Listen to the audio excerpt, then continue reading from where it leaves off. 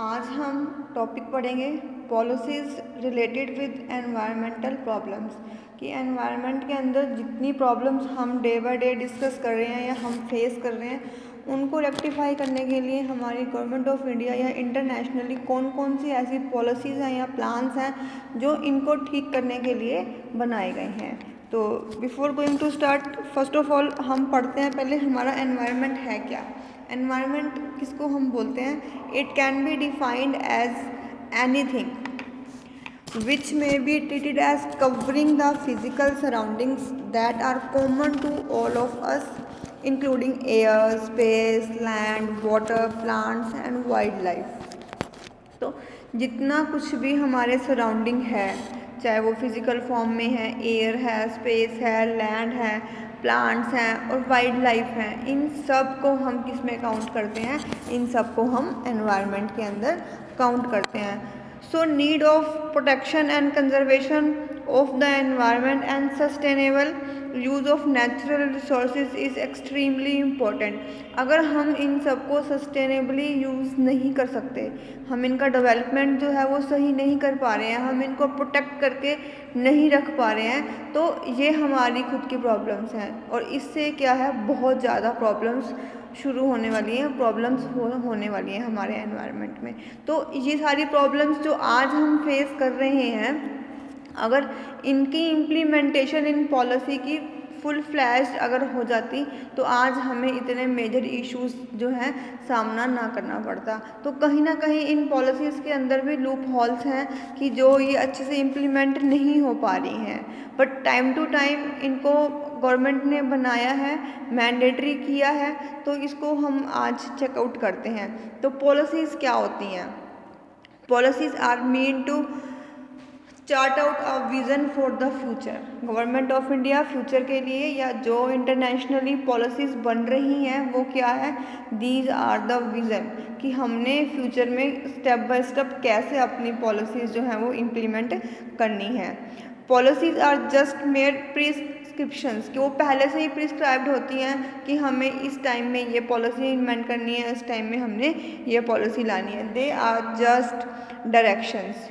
Policies provide us directions, and cities and states have to adopt particular rules and regulations to implement these policies. If they are not do so, तो that is state problem। ठीक है, तो इसका जो भुगतान है वो general public को करना पड़ता है। हमारे साथ बहुत सारे हेल्थ इश्यूज जो हैं वो हो जाते हैं। हम एनवायरनमेंट में प्रॉब्लम्स देख रहे हैं, इतनी प्रॉब्लम्स हैं कि जो अभी तक भी सॉर्ट आउट नहीं हो पा रही हैं। रिसेंटली अब हम एक प्रॉब्लम को फेस कर रहे हैं कि दिल्ली के अंदर कोयला बिल्कुल ही ख़त्म होने वाला है, कि मीन्स कि वहाँ पर जो है लाइट, जो कोयल से लाइट बनने वाली है वो ख़त्म हो जाएगी और वहाँ पर बहुत बड़ी क्राइसिस जो हैं वो आने वाली हैं। तो अब ये क्या है? ये एनवायरमेंटल प्रॉब्लम्स हैं कि नेचुरल रिसोर्स को आप कैसे यूज़ कर सकते हो, कितनी बेस्ट वे से आप उसको यूज़ कर सकते हो। तो लेट अस सी क्या होता है। आज हम बात करेंगे कि इंडिया की जितनी भी एनवायरमेंटल पॉलिसीज़ हैं वो क्या है और क्यों बनाई गई हैं। First of all they are made for the protection of environment. जितनी भी एनवायरमेंटल पॉलिसीज़ हैं उनका मेन एम या मेन गोल क्या है? To protect the environment. हमने अपने एनवायरनमेंट को प्रोटेक्ट करना है। Major to reverse the climate change. जितने भी रिवर्स क्लाइमेट चेंज आ रहे हैं हमने उनके ऊपर मेजरमेंट करनी है, उनके ऊपर हमने आई रखनी है, देखना है। Then achieve a zero carbon economy. और हमने क्या करना है कि जो इन पॉलिसीज़ का एम है, they have to achieve a zero carbon economy. ठीक है, दिस इज़ द टाइमलाइन। कब कब कैसे और कहाँ कौन कौन सी पॉलिसीज़ जो हैं वो अमेंड हुई हैं, कब अबलिश हुई हैं, ये भी हम थोड़ा सा डिस्कस करेंगे। सबसे पहले हम बात करते हैं प्री इंडिपेंडेंस। ये नहीं है कि आज हमें एनवायरनमेंट की प्रॉब्लम्स को फेस कर रहे हैं तो आज हम इसके रिगार्डिंग पॉलिसीज़ बनाएंगे, नहीं। बहुत टाइम पहले से, 200-300 साल पहले से ही इस एनवायरनमेंट के ऊपर टाइम टू टाइम पॉलिसीज़ जो है वो बननी शुरू हो गई थी, इम्प्लीमेंट होनी शुरू हो गई थी। तो इसके ऊपर बहुत सारे कॉन्स्टिट्यूशन के अंदर अमेंडमेंट्स हुए हैं, बहुत सारे आर्टिकल्स हैं जो इनके रिगार्डिंग है। इतना डीप जाने की ज़रूरत नहीं है आप लोगों को, क्योंकि this is your BEd class. तो यहाँ पे हम इस टाइमलाइन को भी अगर हम अच्छे से कर लेते हैं तो स्कोर जो है वो हमारा हो सकता है। तो हम पहले बात करते हैं 1953 से 1947 के बीच में कौन कौन सी हुई है।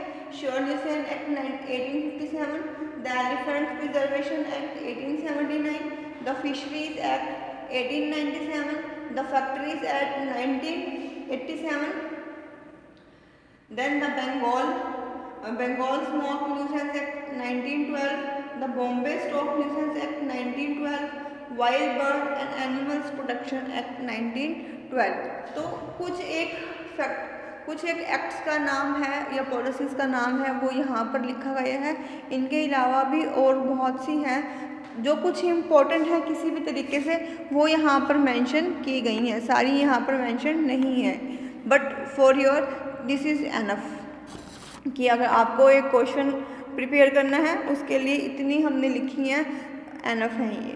देन हम कर रहे हैं इंडिपेंडेंस टू स्टॉकहोम कॉन्फ्रेंस। अगर आपको याद हो तो कौन से सन में हुई थी, इट्स 1972। तो हमारा नेक्स्ट टाइमलाइन कब चल रहा है, 1947 से 1972। स्टॉकहोम किस पे थी, union Nations conference on human environment, कि ह्यूमन के एनवायरनमेंट के ऊपर, ह्यूमन के डेवलपमेंट के ऊपर स्टॉकहोम फर्स्ट कॉन्फ्रेंस थी जो वो यूएन में रखी गई थी। इसके अकॉर्डिंगली कौन सी हैं, the factories act 1948, the mines and minerals act 1957। Then हम बात करेंगे post Stockholm to Bhopal disaster. Bhopal disaster एक बहुत बड़ा डिज़ास्टर था जो हमारी इंडियन इकोनॉमी को पूरा उसने हिला दिया था। यहाँ से इतनी गैस डिस्चार्ज हुई थी, इतना नुकसान जो वहाँ पर हुआ था, तो it's biggest disaster for India. तो टाइमिंग कहाँ चलेंगे हम, 1972 to 1984। The wild life protection act 1972, water preservation and control of pollution act 1974, the forest conservation act 1980, air preservation and control of pollution act 1981। The last series is Bhopal disaster to 2006। इस question के अंदर जो cover की हैं वो 2006 तक cover की हैं। एनवायरमेंटल प्रोटेक्शन एक्ट 1986, ये बहुत इंपॉर्टेंट एक्ट है 1986 में जो हुआ था। The motor vehicles act 1988, the national environment appellate authorities 1997, the national environment tribunal act 1995। ये जो टाइमलाइन है ये पॉलिसीज़ के लिए है कि कौन कौन सी पॉलिसीज़ जो हैं यहाँ पर हुई गई हैं। Several environment protection legislation existing even before the independence of India. However true trust for polluting enforce well developed framework come only after UNCHE जो ट्रूली इम्प्लीमेंटेशन स्टार्ट हुई वो 1972 के बाद स्टार्ट हुई थी। In this Stockholm conference, if you are remembered, 26 principles were adopted by participating countries. These principles are become guided principles for developing countries like India to frame environmental policies. ठीक है, इसके बाद क्या हुआ था आफ्टर स्टॉकहोम 1972 में government of India constitute A committee. 1972 में government of India ने एक कमेटी को कॉन्स्टिट्यूट किया कि जहाँ पर एनवायरमेंटल की प्रॉब्लम से रिलेटेड पॉलिसीज़ जो हैं वो बनाई जाएं, उसके ऊपर ध्यान दिया जाए। तो यहाँ पर क्या हुआ, national council for environmental policy and planning framework जो है वो तैयार किया गया। इसके बाद एक पर्टिकुलर पूरी मिनिस्ट्री बनाई गई जो कि अपेक्स बॉडी थी एनवायरमेंटल प्रॉब्लम्स के लिए, ministry of environmental and forest, जिसको हम MOEF कहते हैं, इन 1985। लेकिन आज जो है हम इसको क्या बोल रहे हैं, ministry of environment forest and climate change. इसका नाम चेंज कर दिया गया है, इसकी फंक्शनिंग को और बढ़ा दिया गया है कि जितने भी वाइल्ड लाइफ हैं या एनवायरनमेंट के इश्यूज़ हैं, सारी की सारी जो भी हैं वो ये मिनिस्ट्री है इसको देखेगी। यहाँ पर हम बात कर रहे हैं दो फेमस जो हमारे पास या दो इम्पॉर्टेंट जो है टर्नओवर थे। एक था हमारे पास स्टॉकहोम कॉन्फ्रेंस 1972, सेम ईयर में ही क्या हुआ, national council for environmental policy and planning एक फ्रेमवर्क तैयार किया गया। It's designed by India.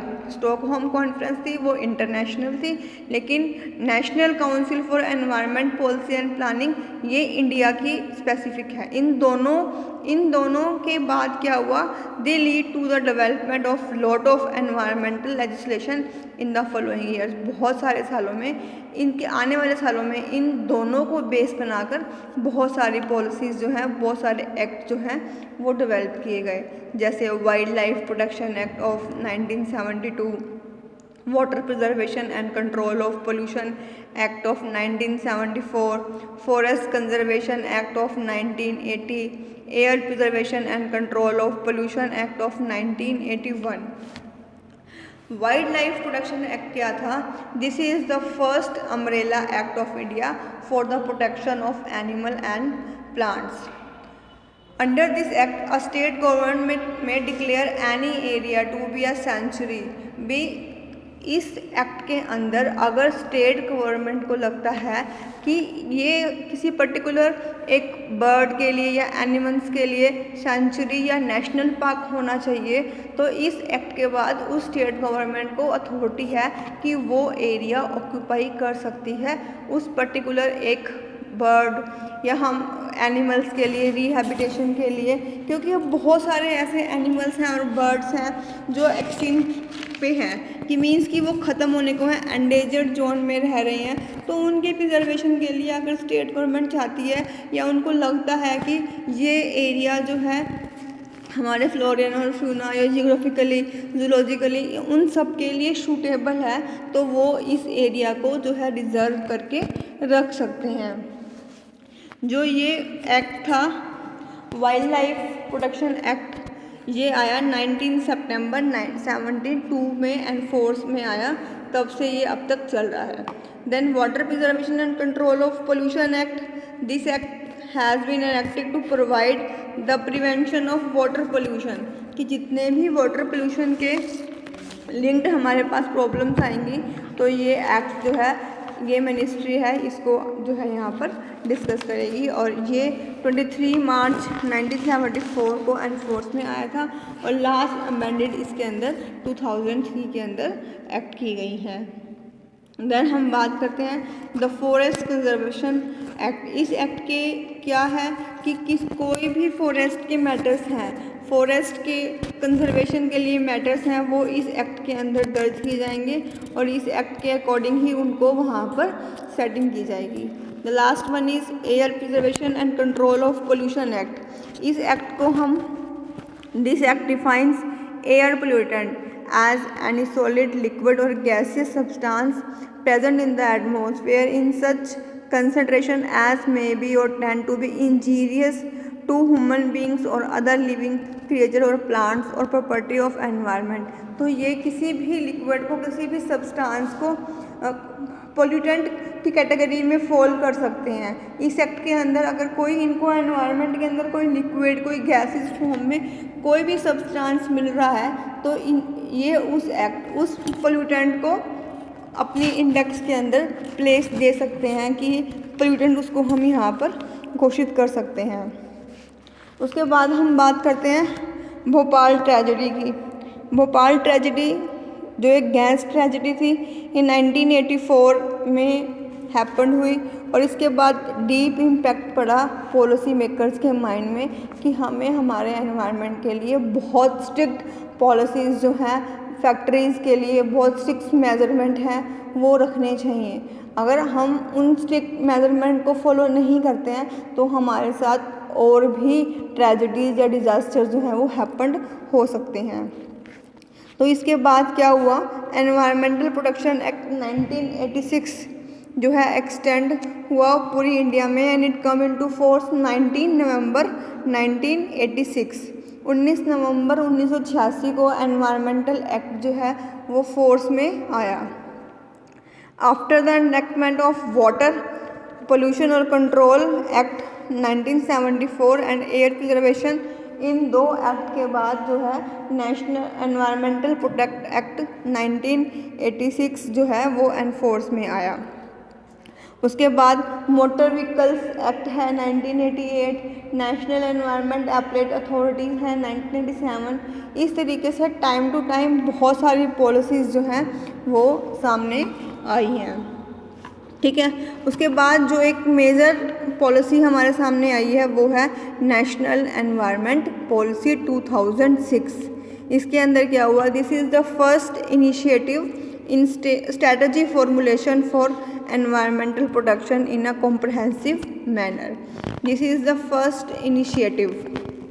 It takes into account factors responsible for land degradation and suggest remedial measures.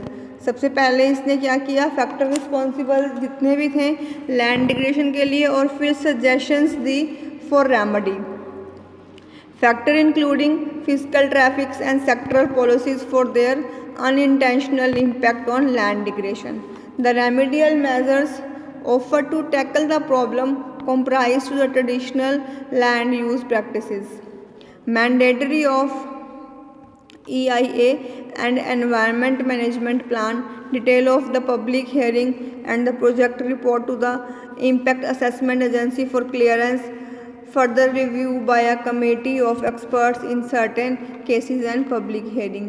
तो नेशनल एनवायरनमेंट पॉलिसीज़ जितने भी एनवायरनमेंट के रिगार्डिंग कोई भी अगर हमको प्रॉब्लम लगती है तो हम कोर्ट में, हाई कोर्ट में, सुप्रीम कोर्ट में अपनी याचिका को है एक जनहित के अकॉर्डिंगली हम वहाँ पर पारित कर सकते हैं और हम उस पर्टिकुलर एक इवेंट के अगेंस्ट जो है वो केस फाइल कर सकते हैं। तो हम यहाँ पर बात करें कि अब मेजर एनवायरमेंटल कंसर्न्स हैं कौन कौन से, कि किस किस के लिए हम यहाँ पर कंसर्न हो सकते हैं। हम बायोडाइवर्सिटी के लिए हो सकते हैं, वाटर के लिए, डिफोरेस्टेशन, पोल्यूशन, क्लाइमेट चेंज। तो दीज आर द एरियाज़ कि जहाँ पर हम लोग जो हैं एंड मेजर जो पॉलिसीज़ हैं वो इनका कंसर्न जो है वो इन एरियाज से है। क्लाइमेट चेंज हो गया, वाटर है, पोल्यूशन है, तो these are the major concerns. ठीक है, जो आज का क्वेश्चन था वो हमारा पॉलिसी से रिलेटेड था कि कुछ एक पॉलिसीज़ जो हैं वो टाइमलाइन के अकॉर्डिंगली यहाँ पर मेंशन करने की कोशिश की है कि और कुछ को हमने यहाँ पर डिफ़ाइन भी किया है। ठीक है, होप कि आज का क्वेश्चन आप सबको समझ में आ गया होगा। ठीक है, इससे पहले ख़त्म करने से पहले मैं एक बार फिर से रिवाइज करा दूँ कि पहले तो हमने बताया कि एनवायरनमेंट है क्या, पॉलिसीज़ क्या हैं, क्यों हमने पॉलिसीज़ इन्वेंट की है, फिर एनवायरनमेंटल पॉलिसीज़ जो है वो क्या करेंगी, उनका मेन गोल क्या है, क्यों हमने ये पॉलिसीज़ जो है वो डेवलप की है। फिर एनवायरनमेंटल के रिगार्डिंग टाइमलाइन के साथ हमने यहाँ पर इस क्वेश्चन को कवर करने की कोशिश की है कि आप टाइमलाइन के अकॉर्डिंगली कि कब कब कौन सी सीक्वेंस में टाइम चल रहा है आप एज इट इज़ इस चार्ट को अपने क्वेश्चन में लिख सकते हो और अच्छा स्कोर कर सकते हो। थैंक